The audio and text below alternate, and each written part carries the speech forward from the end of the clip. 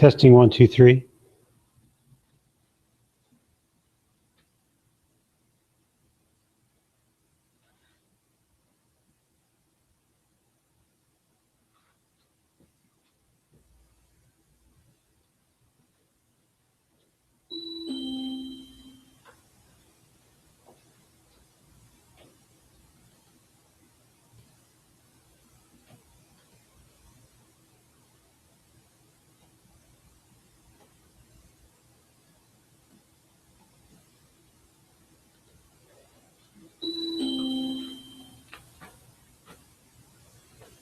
Testing 1, 2, 3.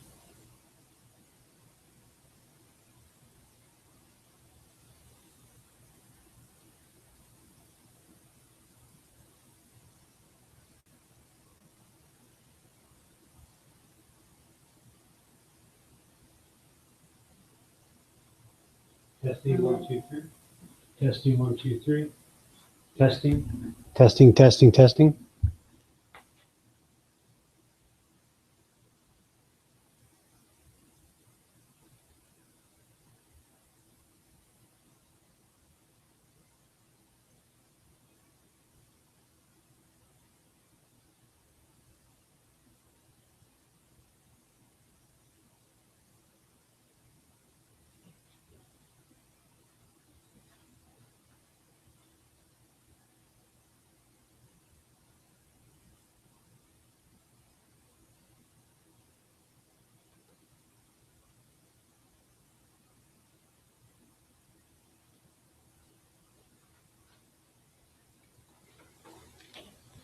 Testing, testing, 1, 2, 3. 1, 2, 3.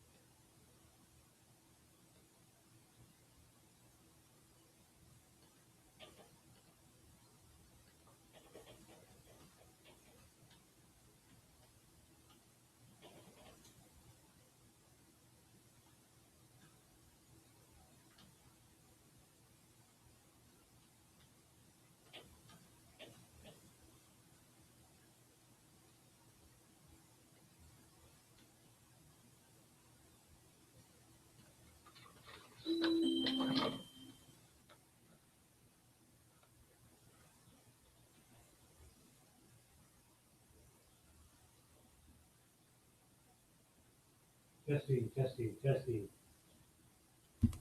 Testing 1, 2, 3. Testing 1, 2, 3. Testing.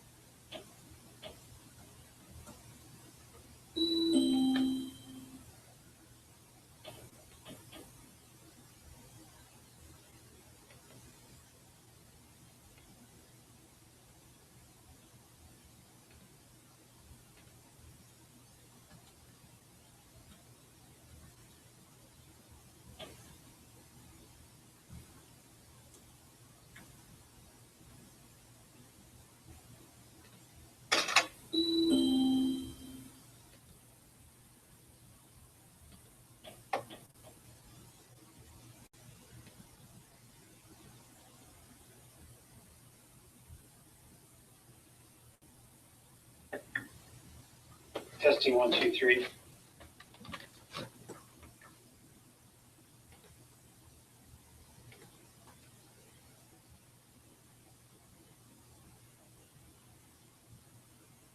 Testing 1 2 3.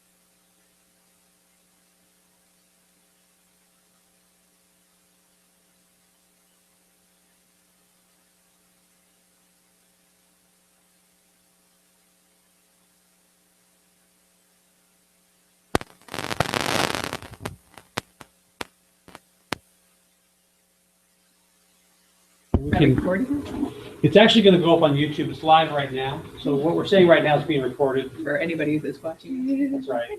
So what we'll do is we'll go through these slides, and then we'll just have discussion as we go. You'll be, wherever you say is going to be picked up on there. So say nice things. And I have to push 2 screens at once here. So, so really, if I can get the right one. There we go.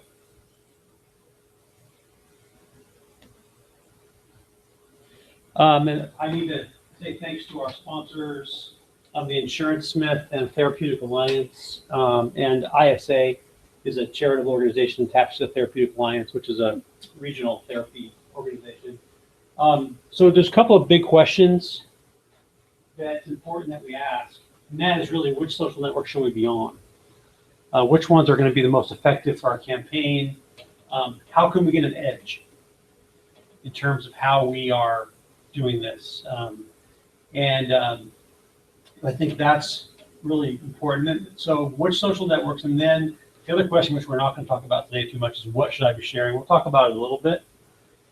So what networks are you currently using and thinking about using, experimenting with?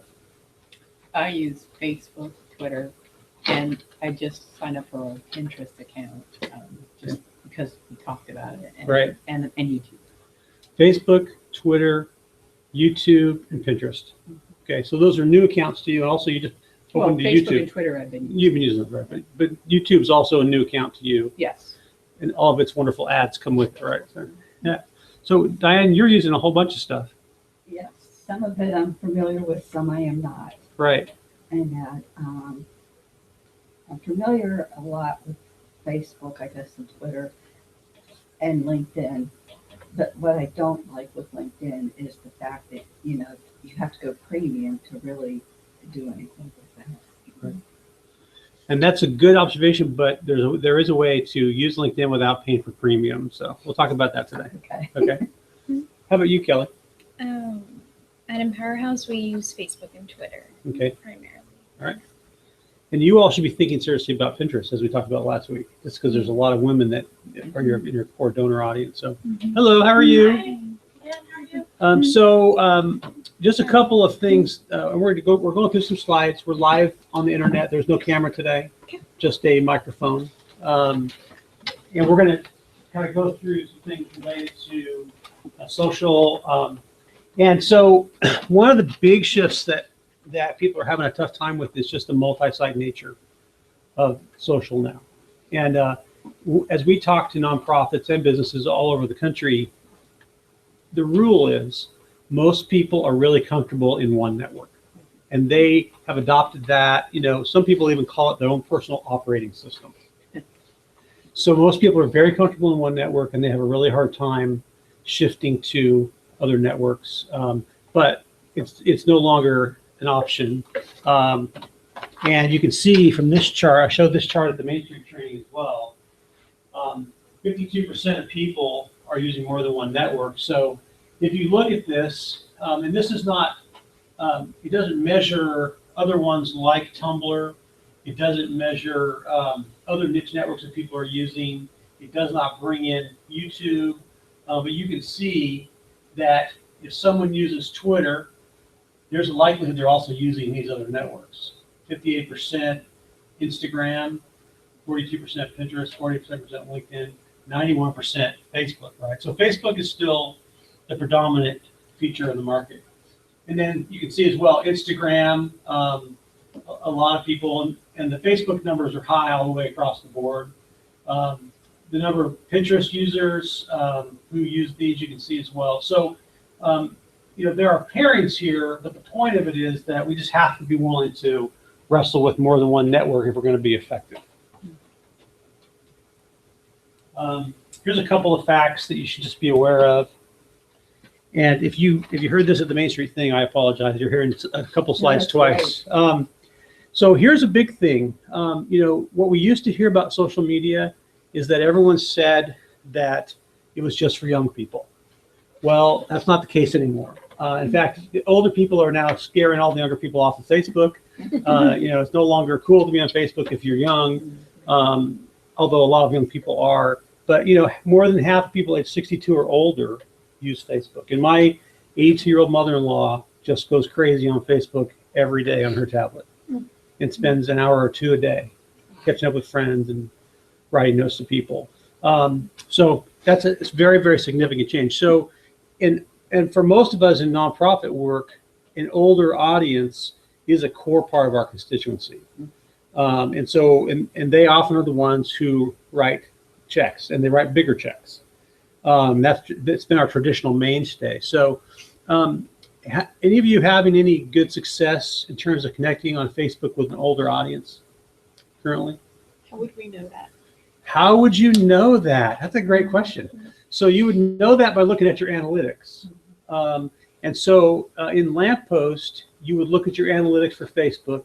It would tell you a lot about who's visiting. I think also, you know, you're going to get a lot of that out of Google Analytics, because the people, and hopefully you're connecting the dots between your Facebook account and your web page, and you're trying to move people from Facebook, which you don't own, to your web page, which you do own.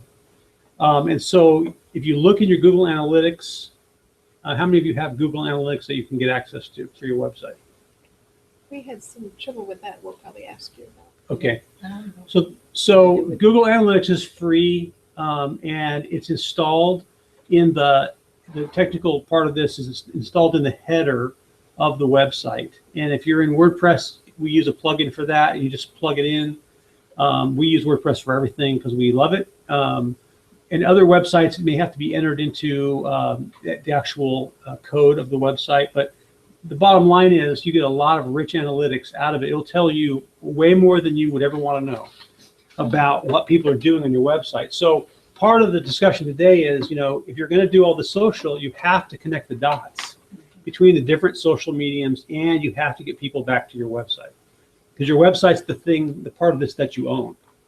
It's the part that you can control. It's the part where you can collect email addresses most easily. It's the part where you can show anything you want. So that's really significant. And that's how you would know if you're being successful. So if you're doing video or you're doing Animoto or pictures, you always want to find a way to get them back on your website. Now, if you don't control, you know, the pages of the website, then that makes this more challenging. If you're part of a really large organization and it's hard to get specific pages on the web, that's more challenging, but it's really important. So, but the bottom line is you can look at those analytics both in Lamppost, and then we can import Google Analytics into Lamppost. So you can get reports on there. You can look at exactly who's there, how old they are, where they live, what device they're using, how long they stay on your site, how many pages they look at, which page they look at, first, second, third, fourth, and fifth, all of those things. Do you actually know who the people are as well? Not from Google Analytics, you don't. It seems You so know, invasive, you that's know why. where they came from to get to you. Yeah. You know the referring site that they used to get Okay. to you. And if Do you know zip code? you will know, you can look at a geographic map, and it will show you a lot. If there's enough numbers, it'll populate state, it'll populate part of the state. So you can really see, you know, a lot of detail. You wouldn't get zip code, I don't think, but you're going to get, you know, you'll get a lot of specifics. You'll get pretty narrow. You asked about, I think we started on Facebook and then went to Google Analytics. So what about your Facebook connections matters? So say, you know, you've got followers, likes, lots of, you know, what part of that matters Matters to what? to deciding that you, for example, your question was, how many older people do you have Right. connected to Facebook? I mean, is there a question like, so what, that maybe they're somehow connected, but they don't actually look at anything, or they don't, you know, you want the engaged users, is that correct? Well, what you want is you want people that are going to do the things you want them to do, right? Hey, Megan, how are you? Hi, Megan. Come on in, have a seat. There's coffee over there if you want coffee or tea or hot chocolate or something. This is live online, but there's no camera, it's just audio, so you have to speak up a little bit so people can hear you.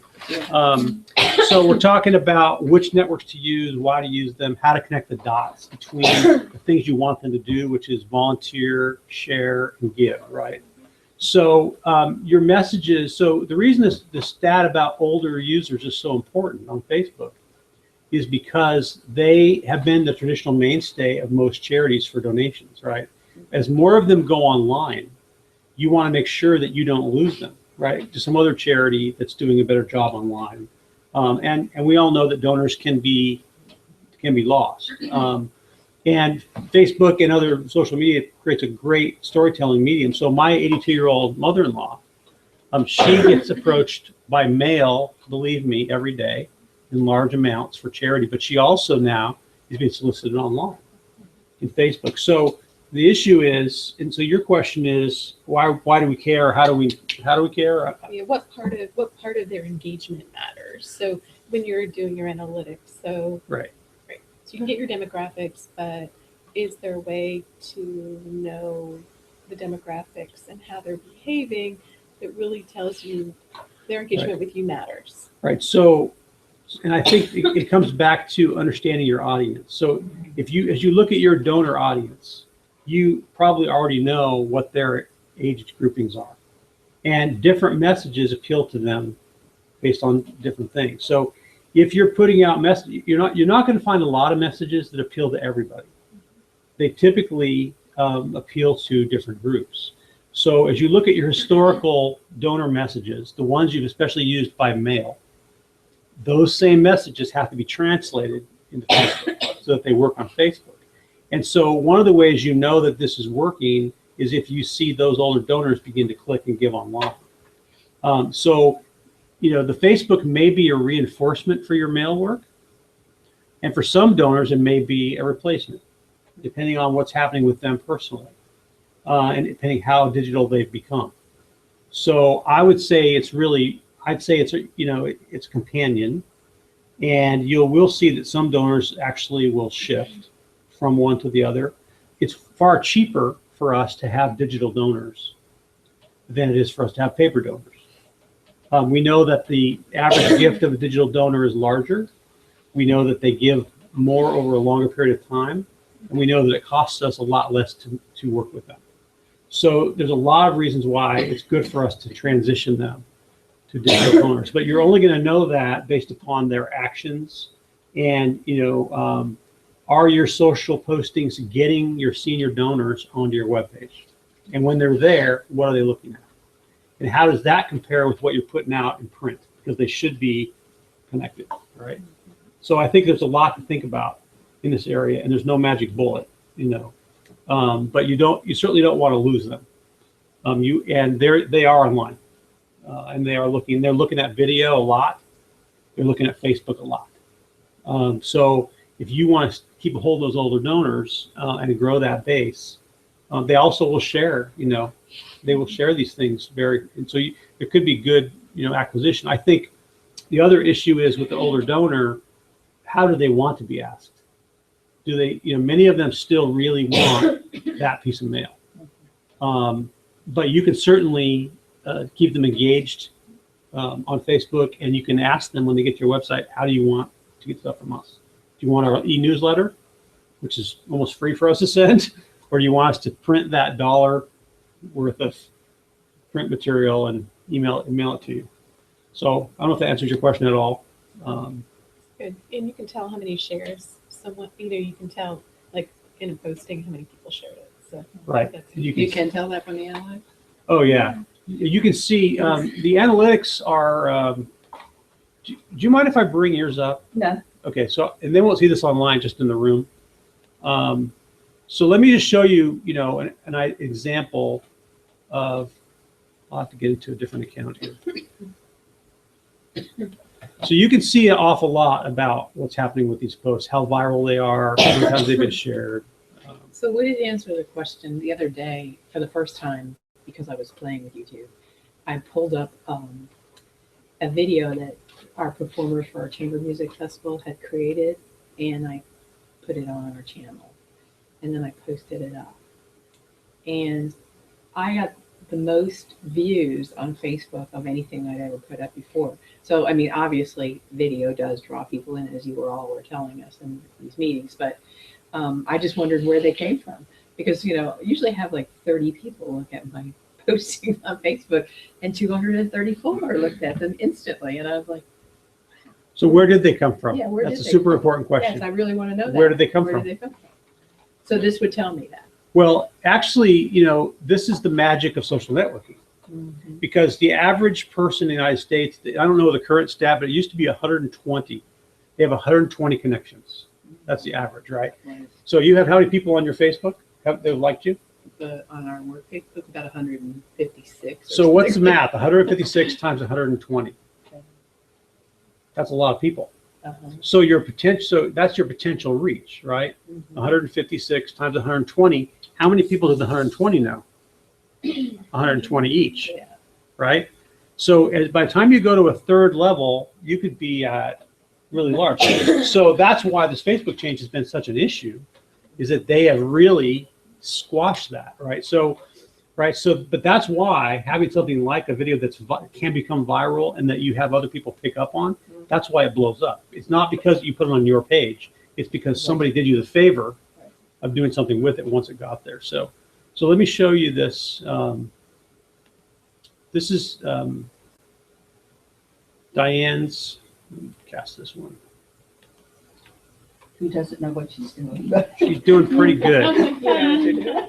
So for those who are listening online, you can't see this. Sorry, it's private.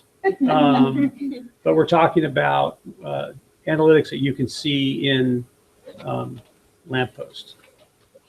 So you have all these quick reports here. So let me pull up a Facebook one. Facebook fan page report. And these are standard reports. And I'm going to pick the massive account. Okay.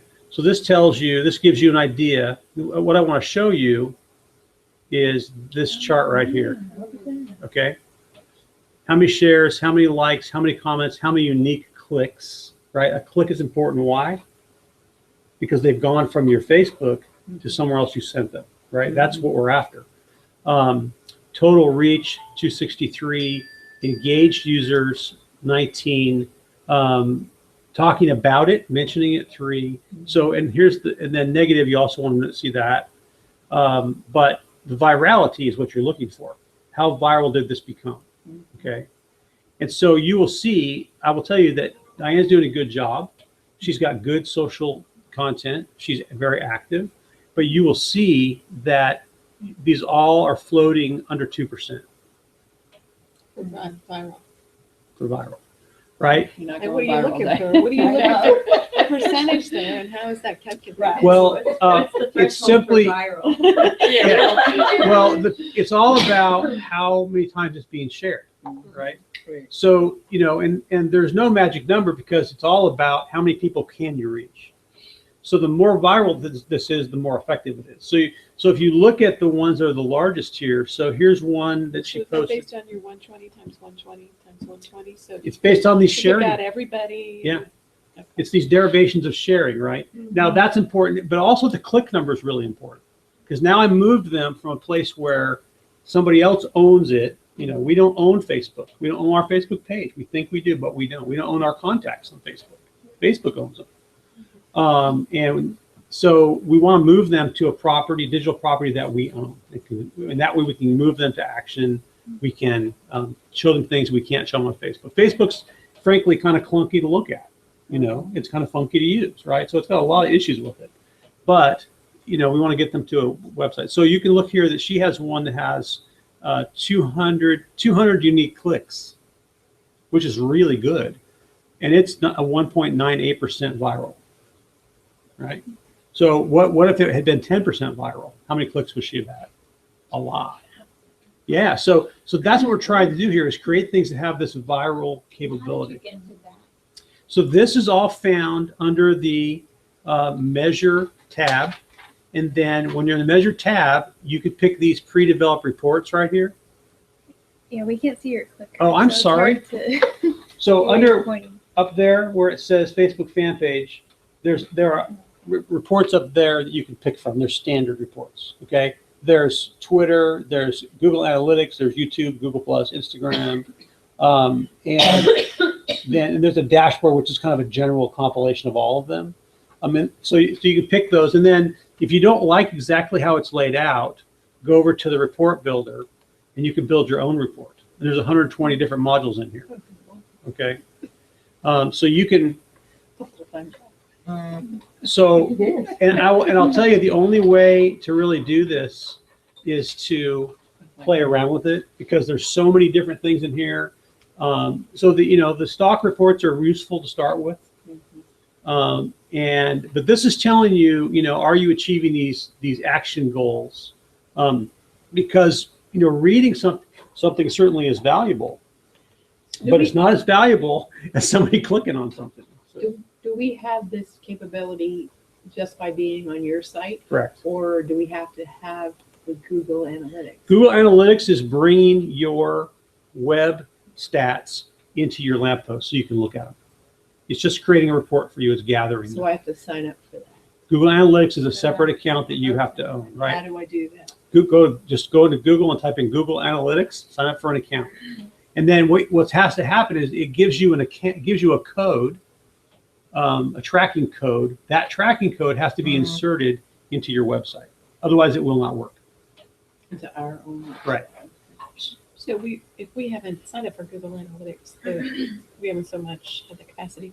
But is there another way to know? Like, are there analytics built into WordPress that? No. You Google Analytics. There are other analytics suites that cost money, Right. Okay. But nothing. which are probably not even as good as Google Analytics. Right. So we can go on WordPress, our site, and click on anything or anything behind the scenes that would give us. WordPress Analytics. Connect will allow you to connect to Google Analytics. Right. It's a which I it's a just know what plugin. she's saying, but I was without signing up for Google Analytics. Right. You need the analytics account, and you're trading a little bit of information with Google, which they could probably get anyway, because they send these web crawlers out to crawl your web on a regular basis anyway. But it's a free account, and it has so much information in it, and then you can also get a Chrome extension, a Chrome extension on your Google browser, your Chrome browser, and it will actually show you. And you hover over different menu items on your website, it'll show you how many times people click, what percentage they use these buttons. I mean, so it's a valuable tool. Do you recommend Google Chrome? Well, I don't like Google Chrome. Like it is. I only use it because it shows there and it shows online there. And then as soon as we're done here, I'll turn it all off Okay. because it's frustrating. So we can do this. If you without use Mac, Google Analytics or Chrome is really difficult. If you're in the PC world, Google Chrome will probably work fine for you. I don't like Chrome. Anyway, it's up to I don't you. like Chrome. Personal preference, right? Basic, yeah. Google Plus is that if we have Google Plus, do we have Google Analytics? No. And what is Google Plus? So let's go through these slides, and that will have some benefit for those who are watching. So a couple of things that changed. So Instagram now is more than half 18 to 20-year-olds, and that's a big deal. I suspect that we're going to see Instagram really explode this year in a very big way. Here's the deal with Instagram. It's designed for your phone. And we can help you read it, but we cannot post to it. Nobody can except your phone. So, when you use Instagram, you need to treat it as a phone app. It's designed for phone pictures, for cool, fun phone pictures. That's what it's about. So don't think but that's what people are using it for. And then LinkedIn is also at 50%. If people are college educated, 50% of them are on LinkedIn. So if college grads, and in this area, that's a huge percentage of the population in terms of donors, they're on LinkedIn. So we'll talk about some strategies about what to do about LinkedIn. So if Instagram's per phone, then how does your organization have an Instagram account if your organization isn't necessarily associated with a phone, or is that a weird You question? can get an Instagram account for your organization. Yeah. I'm just saying you can't post to it without your phone, Got it. right? So So you you give have to multiple use your people in own. your team a login, and everybody posts to it. Got And it. you just create some rules Okay. about how you're going to post to it, and what kind of things we're going to do and not do. Great. And but that's what it's designed for. So a couple other things. Twitter is continuing to grow. It's having a pretty good growth curve. Facebook is not growing anymore. Facebook is mostly growing out of the United States. So Facebook is flattened out, even with international growth, and Twitter is continuing to grow. So that's something you need to know as well. So here's the stat that's pictured here. 4 in 10 adults who use Twitter will check their Twitter every day, at least once, sometimes more. Many Twitter users check their Twitter. Are there any big Twitter users in the room? How many times do you check it a day? Oh, a lot. A lot. I even get emails telling me if I get something. Okay. So it's really substantial use. So by contrast, Google Plus, the engagement on Google Plus is 7 minutes a month. That's all. So it's not necessary. Well, we're talking about what you use it for. Okay. Okay. So here's a chart that shows what we'd recommend that you do with these different sites. And then we can talk about how they fit for you or don't fit for you. And so Facebook is still the predominant social network. It has a 72% market share, more among some users. It's clearly growing. As the boomers continue to age, Facebook's going to continue to grow among boomers. So it's aging. That's what's happening with Facebook. You still have to anchor everything in Facebook. You don't have a choice. You are going to find, as we look at people's accounts, we are finding almost uniformly that people are having a really hard time getting beyond 1 or 2% reach on What do you mean Facebook. by anchor? I mean that you put everything, you treat it as a place where things need to go. It's your digital bulletin board. Everything needs to go there because people will search, and there's big video search on Facebook. People will search for things there. It's really a secondary website in many ways with social features, but people are having a tough time getting beyond 1 or 2% reach with it. So it's not by itself enough, but you do have to put things up there. The frequency of posting does not have to be that huge. If you post once or twice a day on Facebook, you're good. Some Is that people, too much? once a day is not too much. Twice a day is not too much. 10 times a day is probably too much, So it's all about what your audience wants and appreciates. And that's why it's important to have some people giving you some personal feedback about their experience with your social. So it's not just all digital. So that's, Facebook has tons of value, but at this point, unless you have a strategy to get volunteers posting on your Facebook, let me say that different. Unless you have a strategy to get volunteers to post for you on their Facebook accounts personally, you're going to have a really tough time getting beyond 1 or 2% reach unless you pay. So the strategy is, and we'll be talking about it on April 9th at the Main Street training about how to create these ambassadors, how to create social ambassadors. And this is a huge strategy. It's going to become really significant. My prediction is that nonprofits are going to kind of really create this new role of the social volunteer. And they will not be staff members, and there'll be many of them. And their job is not to show up and dish soup or counsel or anything. It's just to do social. So I think that's an important thing. And that's how you win at Facebook at this point. You put good things, valuable things on there, but then you have other people help you by talking about them. So comments or thoughts about Facebook. We're all pretty familiar with it. It's not a stranger to us, probably. So we talked before. Some of you came. The best way to do video is to put a picture with a link to a video. Now, Facebook is a little bit different related to video. Facebook prioritizes video that is uploaded natively from the actual Facebook page. They will prioritize the search. So if you have a video, if you shoot a video, Animoto or whatever kind of video, best practice is put it on YouTube and then physically upload it to Facebook. You will get more play out of it. As opposed to a link to YouTube. To anything, right? How do you, It's like a picture. It's in the picture upload on you Facebook. can upload a video? Yep. Like where you would essentially like have it saved as a file and then you want to upload the. Right. So you would download it from Facebook or download it from Vimeo. It's a pain, right? How people figure that out. I mean, Right. it's So never this is a really new easy. thing in Facebook, but Facebook is really taking a run at YouTube. I mean, right now they're winning. So they've given search priority to people that natively upload in Facebook. So, and then the other thing is that if you're using stuff that's personal, it's kind of It's more people oriented. It's not salesy. It's not, the algorithm that they put in place at Facebook looks for anything that looks like an ad. So if you have the same stuff on your website that you put on your Facebook, it's guaranteed to get squashed by Facebook.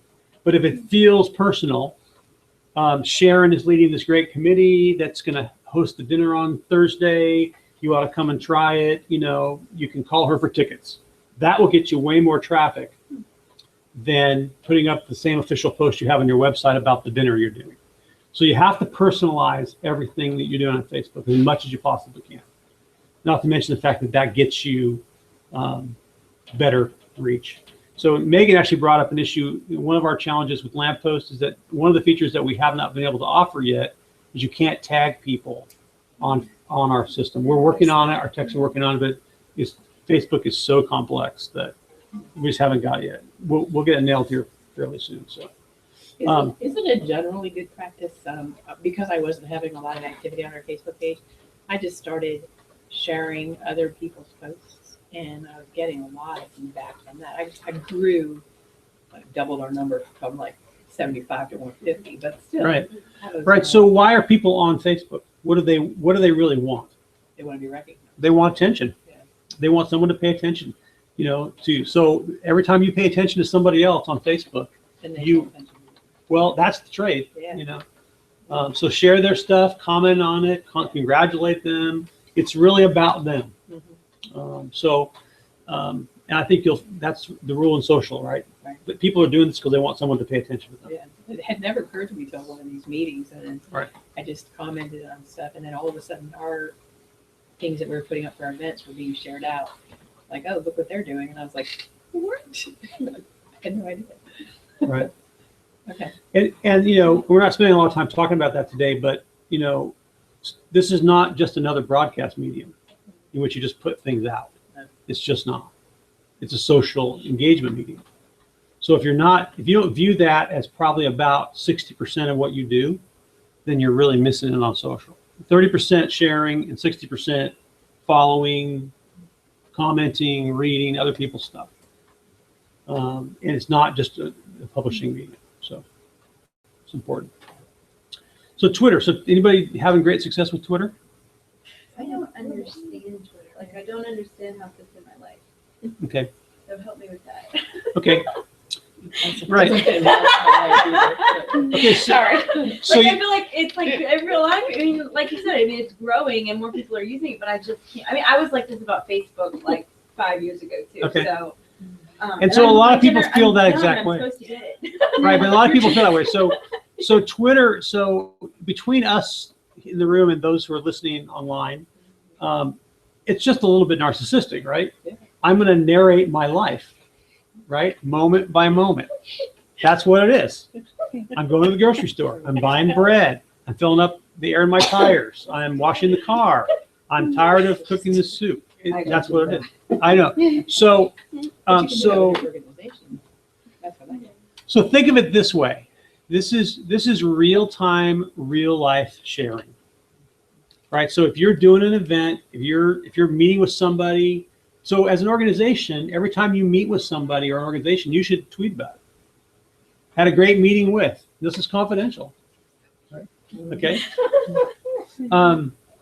So the web has it has democratized a lot of things. It's created this forum, and you've seen what's happened in different parts of the world where Twitter has blown up these huge international events, and it's given people a way of sharing that they couldn't share. So, a lot of people want to be on Twitter and they want to share everything that's going on. But just like Facebook, it's all about who are you paying attention to? Are you paying attention to them? So part of the routine has to be that you are finding other people, you're following them on Twitter, and then you're commenting on what they're saying. That's what it has to be, right? And then we collect and search those things with these funny things called hashtags, and that allows us to pay attention to these things in bigger kind of macro level. That's the piece I don't get, because Right. I've never had anybody show me how to use Twitter. I just did. Right. So think of it this way. I don't know what to do with Just like every other social network, you need to be following other people who have similar interests. You need to be commenting on what they're saying. And that's part of the deal with Twitter. And then you need to be sharing things that you think your donors or supporters would find interesting or valuable, but they're very short, right? Now, the other deal is, what's the age group of your donors? How many of them are under 40? That's the primary focus for Twitter. So as you think about your demographic for donors, it may not be who you're after. It might be some of your clients are on Twitter. As a charity, you have to think about the future. So if you're involved in fine arts and music, is music part of that as well? Oh, yeah. The festival. So clearly, Twitter is something you have to negotiate with. Right. And so the other thing is, a lot of people will tweet their events, and they'll have somebody whose job it is just to tweet the event. So what that allows me to do, if I'm not there, is I get 25 posts about what's going on at the event. I get some pictures. So it's virtual engagement I'm offering. So have somebody sit in the back of the room and just tweet the event. And most events now have a hashtag that goes with them. So I'd encourage you to think, in terms of your development of projects, you should have a hashtag for each event, for each program, for each thing you're focusing on. And you just make that up. Well, you can make it up, or you can go search for it. So what you do is go into Twitter. You can go onto the Lamppost Twitter search that's in the monitor search section, and just start putting in potential hashtags and see what other people are using them for, right? So make sure it's not something really weird that people are using that hashtag for. You can also go to a service called TWUBS, TWUBS.com, and TWUBS will allow you to register your hashtag, which doesn't mean anything, but it means that you can at least define it in public what it is. For events, you can actually use TWUBS to do a Twitter wall that shows the tweets of that event on a projector. You can moderate those so that weird ones don't get up there. So Twitter has the advantage to being the most amazing demographic and research tool ever invented. There is so much research being done on Twitter. I met a guy recently who has a whole company, and what they do is they will do brand research on Twitter, and they will go find the unique idioms, the slang that people are using around a particular product.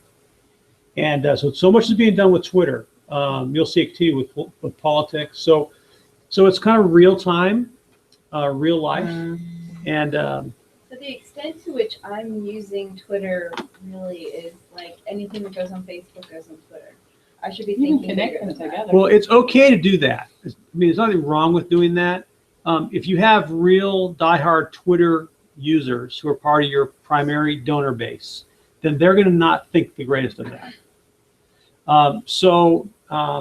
If you want to can it a little bit and not, then go into Lamppost and look at your schedule for the week and just kind of do an advanced tweet of the things that you're going to be doing during the week, the things that are important during the week, meetings or opportunities. And then, just like with Facebook, put links in there so people can go and find the things you're talking about. When you have an event coming up, you want multiple tweets going to reinforce that that's coming up. Make sure you sign up, what time to be there, people that are going to be there. So it's part of a campaign development that you want to do that intentionally. So the advantage, if you're not a native Twitterer and you don't want to sit all day on your phone and do that, then just use Lamppost and put those and schedule them so that they are going out. And if Twitter is a part of your client or your supporter profile, all right? If it isn't, then you don't have to. I found Twitter. I had never used Twitter, and we engaged in a contest. Did anybody do the contest from Clock? Anyway, they had a contest, and we went around, found things, and we tweeted out pictures. And so I had to instantly learn how to use it. And I had my work account on my phone. It drove me crazy. Yeah. Because people were looking at it or playing with it in the middle of the night, and I had my phone in my bedroom. Right. So I just took it off my Right. phone eventually because. Right. Is there any way to? You can turn off Silence. notifications. On all these, you can turn notifications off. Okay. Just sign into your Twitter account, and you can tell it to stop sending you email. So just like with Facebook, you want to put links in there that lead people back to the properties that you own. because you cannot tell, you can't tell the whole story in 140 characters. So, Did Um, you say it was not a good thing? Like I linked my Twitter to my Facebook. So when I tweet, it goes over to Right, Facebook. so- Is that okay? well, there's nothing wrong with it except that, like I said, it's fine to do that, but just be aware that you don't want it to go the other way. If you have someone tweet an event, you don't want that to end up on your Facebook. No. And Twitter users are not going to be all that pleased with it. Plus, on Facebook, you're not limited to 140 characters. Right. You're going to put more, and it's going to get cut off on your Twitter. So it's really not best practice. Okay. So, So- like on Community Gift Day, Yeah. Twitter is probably the place where we're gonna most likely be able to communicate during the event as opposed to Right. Facebook. And where here's the it's- other reason that you need to be aware of. If you look at Lamppost, in terms of getting to know people and building relationships with people, if you use a service like Lamppost, then if I click on, let's see, let me pick on somebody. I don't know who many of the people are. So, any of these big ones you can think of? You did that Matt Waltman the other day. Okay. He's right there. Okay, so if I click on Matt Whitman's profile, sorry, Matt, we don't know who you are, but we appreciate you. It's public, by the way. So here's Matt's profile, right? So in terms of getting to know people and building relationships with people and finding potential donors, this is a ton of information. This is all because he's on Twitter. How many followers? He has 7,000 followers. He probably doesn't care what we're talking about. No, he has 8,000 followers. And then I can see his timeline where he's been mentioned, what he's favorited. And then if I click on the advanced tab, I should mention the Clout score. So Clout is simply a rating of how influential this person is in social. 51 is fairly high. Is that out of 100? Yes, out of 100. Wow. But a 63 is like in the 95th percentile. Mhm. So this is pretty high. Wow. How do you get a cloud score? You go sign up at clout.com. And That's another one. that's right. So now if I click on the advanced tab, So Like I learned overwhelming. but I want you to see this. If you go on the advanced Social tab, media, could I- this tells me more about him, right? Now I know his other social profiles. I know he's an influencer of these people. He's influenced by these people. Now YouTube is not, a person. So, but here's someone that he's influenced by. He's following. That's got an 81 Clout score. You know how high that is? That's got to be in the 99th percentile. Oh, yeah. So now I can, now I can see other people that are connected to this person. That's all because of Twitter. So this is a great research tool. But like, what by seeing who he's influencing? How do you target those people? Well, what I'm looking for in my Facebook and my Twitter and all these other things, I'm looking for people that care about the things that I care about in my social network, right? Or my mission. I want them to care about my values and my mission and my organization. So if this guy is a good fit, then these people are probably a good fit too. So I'll go look at them. Maybe I'll follow them too. Yeah. But besides following, I mean, should you try to? What else can you do to Well- engage those people? Well, the process of engaging people is first we listen and we appreciate them as tweeters or Facebookers. First, we appreciate them before we ask anything, right? And so, the routine on Twitter is if I follow your Twitter account out of courtesy, you will follow mine, right? I wondered if you should follow everybody. If that someone follows you. you, the courtesy is you follow them back and you say, thanks for the follow. If someone retweets your post, thanks for the RT, right? Thanks for the retweet. So there's this courtesy that goes on. So the idea is you're trying to build a relationship. So if they truly are interested in what you're doing, we're not going to get people who are not interested, right? We're just looking for people that are interested, right? If they care about what you care about, then you're going to get their attention. And that's the whole point. So we're not going to change their whole deal. I get confused on that. Like if somebody retweets me, sometimes I get an email and I can say something directly from the email, but sometimes I don't, and then I don't know where to retweet. Right. So Or that's I why thank the tweet. that's the point of this inbox and lamppost is, it's all in there, and you should be able to manage it from there. So you're not having to go and check emails, because the challenge we all have is this flood of information, all these tabs coming in my email, coming in my phone. I mean, it's impossible, right? So that's the reason for this inbox is all dropping in there, and you can just do it right from there without having to wonder. But if you're going to hunt for someone new, you're going to have to go into your Twitter stream and lamppost and go look for people, and then find people that you think are talking about stuff that fits, and then see who they influence, and just so you're building these relationships. And I've done that, but I should I should go back and follow all the people that. You absolutely should. Because a lot of times, like if it's an organization, I know what it is, and so I've followed them Right. back. But then others, I'm like, I don't know who that is. Well, you can look at their profile, but as an organization, I mean, you have to decide who you're going to be engaged with. Mhm. And so, and to some degree, you're not going to know, right? If it's a personal account, that's a little bit different. And if it's weird and you don't like their post, you can always unfollow them. You can unfollow that, right? So Pinterest, we talked about a little bit last time. And I'm a big advocate for using Pinterest as a fundraising tool. It's underused right now. But once again, we know if you look at the demographics of Pinterest, it lines up so closely with so many charities' donor profile. It's very, very similar. It is women who are in the highest donor levels for most charities. Not the richest women, but the women who are most likely to donate. So, but you've got to do things that they want to see. Do you have an example of a nonprofit charity that is using Pinterest well? I can't pull it up at the moment. We have some. I'd be happy to send you some. That. Yeah. I am really boggled. Okay, so Yeah. think about, let's just brainstorm Pinterest for a minute or two. So why do people go to Pinterest? What are they looking for? To waste time. Okay, what do they want to do when they're wasting time? How to How to what? crafts. Crafts. I understand it. Food? Food. Those quotes How to are make really food? cool. The quotes. Yeah, there's fun quotes that are love up those there. quotes. They're pictures that have a quote on them, right? What else? Right up Fashion, home decor, Yeah. recipes, Gardening. cute pictures of kids, gardening, pets. So just think for a minute about your supporter donor base. What are they interested in? I know you want them to be interested in your mission, but they're also interested in all those things we just said. So why couldn't you reach out to your supporters and say, hey, we're doing a recipe collection? How hard would that be? Not very hard. I'm not talking about your clients necessarily. Mhm. I'm talking about your supporters. How about who wants to give us pictures of their gardens this year?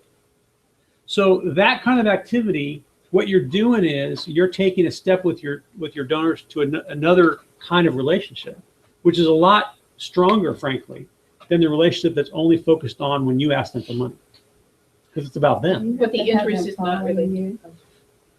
Or Well, you want to ask them, you want to get their Pinterest accounts, and then you want to go, and I would ask my supporters, particularly women, if they can give you their Pinterest address, and go find them and follow them and pin some of their pictures onto your organizational board, right? But also put things on your boards that they're going to want to see. So that could be a recipe collection. It could be fine art in my home. It could be the best used clothes I ever gave away. I mean, you can have fun with this. So it doesn't have to be related to what your organization No, is. it's about people, right? It's for fun. It doesn't have to be mission oriented. It can be just for fun. It's human. So I mean, what are you after with your donors? I know you want them to give and support, but you got to build a relationship with them. And so this is a great way to get past, Hope House does their purse thing, which is a great idea for Pinterest. The purse thing ought to be on Pinterest.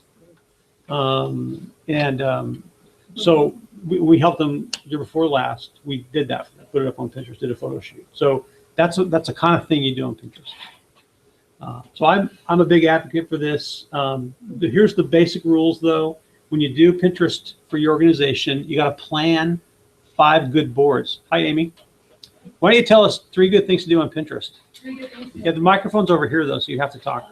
Okay. 3 good things to do on Pinterest would be. If you're a charity. Your charity. Yeah. I didn't make it hard. Well, that's what we're talking about. Just kidding. Templates for events, like downloadable printables. Okay, that's a What good they one. call them. So like what? Um, Download things for my kids, recipes. yeah, things that you can easily print off and cut out, or Okay. Ideas, pictures of events, Okay. Event decorations. Decorations is a good thing. So holiday decorations would be a good one. Um, I'll let you have a look. That was good. Those are two good ones. I'll think of a third one. Okay. Did you bring us all something to drink? Okay. Okay. So anyway, enough on that. Google Plus. So we've already talked about Google Plus. Google Plus has this really horrible engagement rate of 7 minutes a month. So why would you do Google Plus? Well, here's the reason. Elevate web search stuff. Yeah, that's the reason. It's about SEO, right? So what we do with Google Plus is we put everything on it. If we put it on Facebook, Twitter, Pinterest, if we put it anywhere, we also put it in Google Plus. And so it's just a big repository for us when it comes to social. And so do I want to help Google to help people to find me? Yes. And that's how we use it. I mean, some people do some things on it, but I don't, at this point, there's no evidence that that's going to be valuable to you. So, so in Lamppost, the way you would do that is you would simply go to manage lists and you would create a list. So let me show that to you.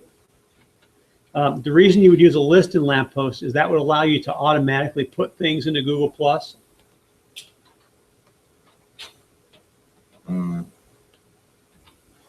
Yeah. One second here. So I want to make this easy for myself and not have to do separate postings. Here, we're on your slides. I'm moving it. I just had to log in here.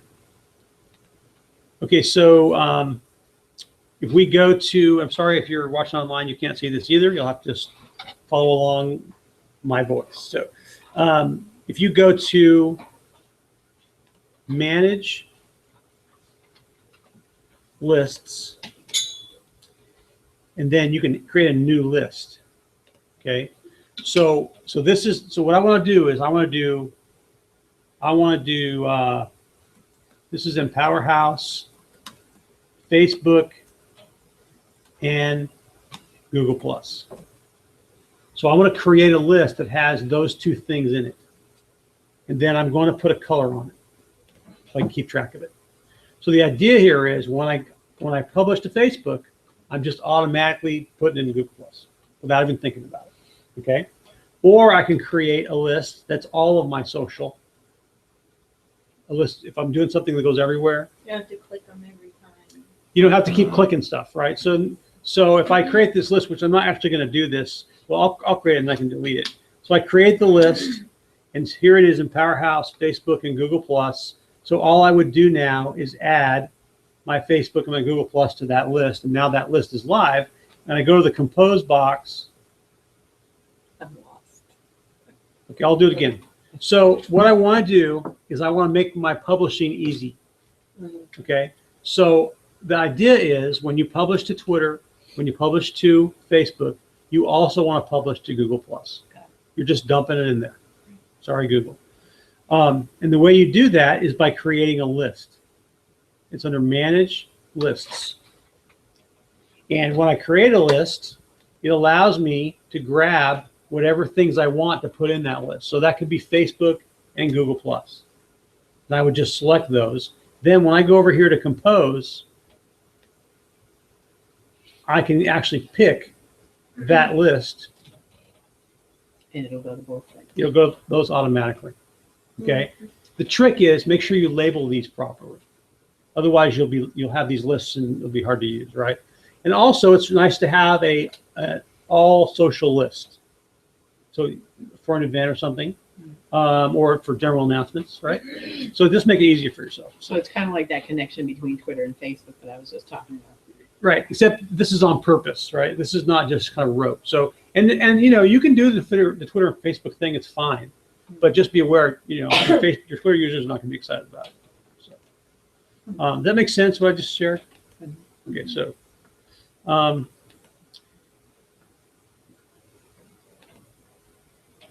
So that's really how we use that. Instagram is young adults. The demographic on Instagram is young adults, say under 35. And it is not, the highest percentage are not college grads. They are people with some college. That's the highest percentage. People have some college. So you have to decide, is Instagram in your demographic or not? If it is, make sure that you're using it kind of for this informal posting of fun things, and then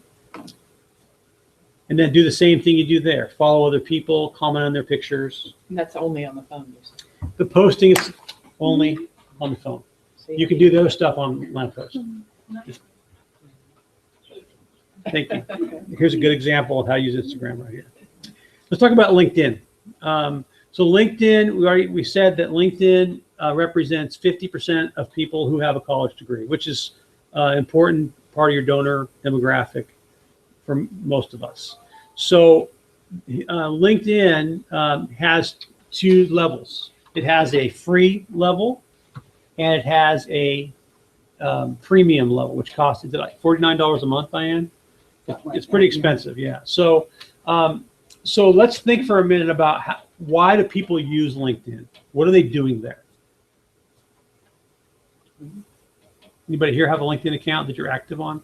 I do. Right. I So- like to,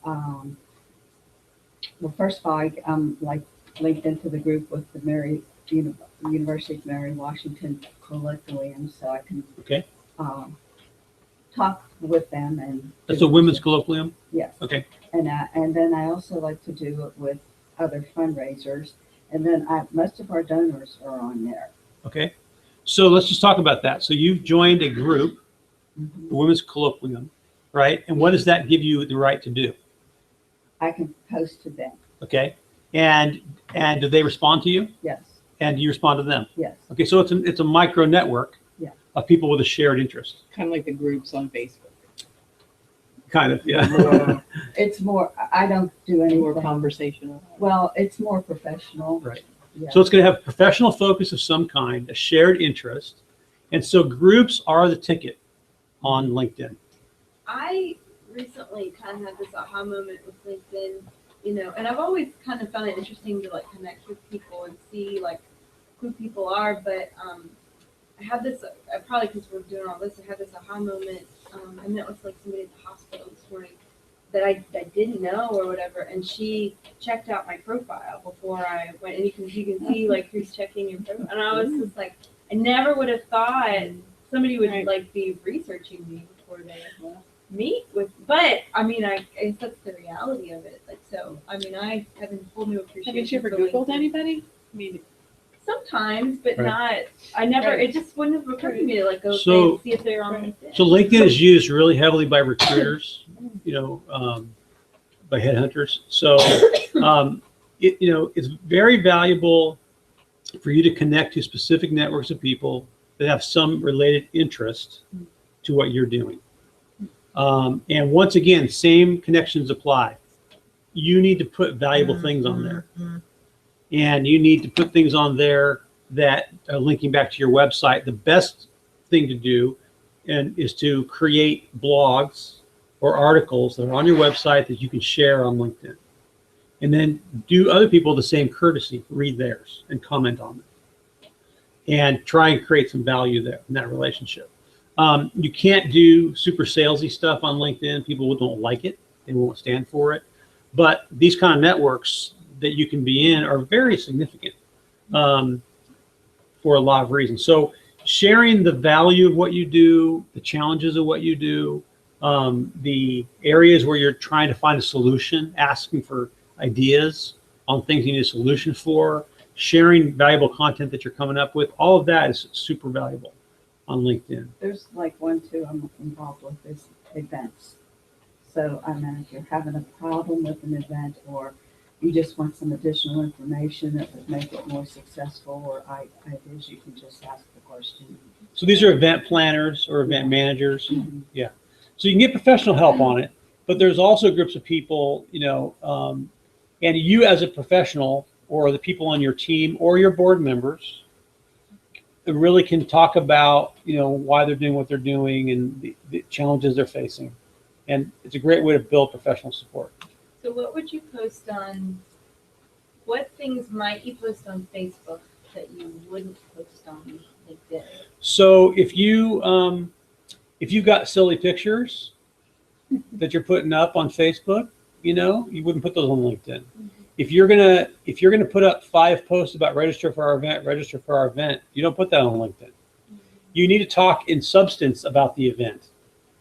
So if you have a good speaker coming, you talk about the bio of that speaker, the contribution that they've made, or you talk about the issue, rather than talking about trying to. And if people are interested in that, or if you're looking for help, so for instance, if you were looking for help evaluation for your organization, if you were looking for ideas, if you don't ask for help on fundraising, because what you'll get is a whole bunch of fundraisers.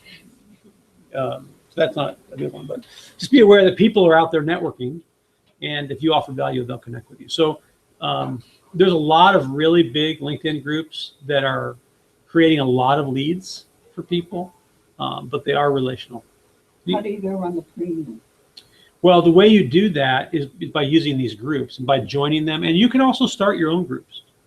There's a recent group that just started here in Fredericksburg that we asked you to join called Connect Greater Fredericksburg, and we've been putting up some tips about Perfect the Pitch on there, and that was started by Jeff Smith, the insurance Smith. So it's a great way to build relationships with people and connect with them. We encourage you to do that. And and some good solutions come out of these groups as well. So Are there ever sessions for like just sitting with one of these things and going through it? For those of us who are, yeah, well, we aren't can figure in things the short amount of time we have to do this. We don't do that, but there are trainings online. There are people that do webinars on LinkedIn. If you go look, how do I use LinkedIn well? Just put that in Google. You'll find that there's a lot of coaching and books and ebooks and all kinds of stuff out there. I will So, also note that LinkedIn itself has tons of resources. I mean, a ridiculous amount of resources on LinkedIn. so like what? I don't know for nonprofits. I know for higher education, they have an entire section just for higher education professionals. So I know that they ask similar things for other sectors. Okay. You just have to- Great. Okay, so the last one we're talking about today is Tumblr. Tumblr is kind of a little bit more of a new. It's a blogging site. It is not short like Twitter. It's being used by people that are 13 to 49. The highest usage is among Hispanics and Asians, and it tends to be those who I'm just going to tell you the stat, earn less than $30,000 a year. So it's a lot of younger college age folks who are not yet in the workforce, a lot of them. So it's a pretty young demographic. It is pretty much blog about anything, any format, any kind of media. So if you have a younger audience that you want to build, then this would be a great tool for that. If you ask a college student at UMW what their favorite network is, what would they say, Amy? For college students, Tumblr? they would say Tumblr or Snapchat. Okay. And we're not going to do Snapchat today. So. You don't want to do. No, I don't think so. So Tumblr, but really for a younger audience, not for older. So if that's your core focus, so for instance, Charity Water, as an example, would be probably big on Tumblr, I'll bet. I haven't checked that. But they've got a very young, passionate audience that's attached to them. So this is, some suggestions. So anybody add a new network to their list today, sitting here? Instagram. Okay. Would be good.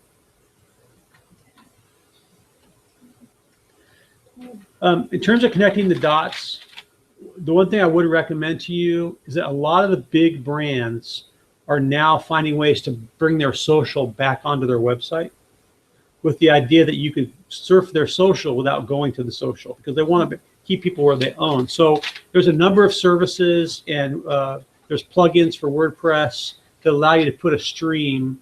I'm not really a big fan of the streams in the sidebar that are real narrow. I like big streams that have a lot of pictures in them.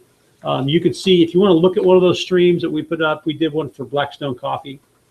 There's a big stream on their homepage of all their social. So if you can get your social either by links or by, we would never, for instance, put a whole blog onto any social. We would just put a couple of sentences and a link, a teaser and a link, because I want to get people back onto my website. My website is where my donation button is. It's where my volunteer button is. It's where my, credibility information is. It's all the stuff that I want people to see.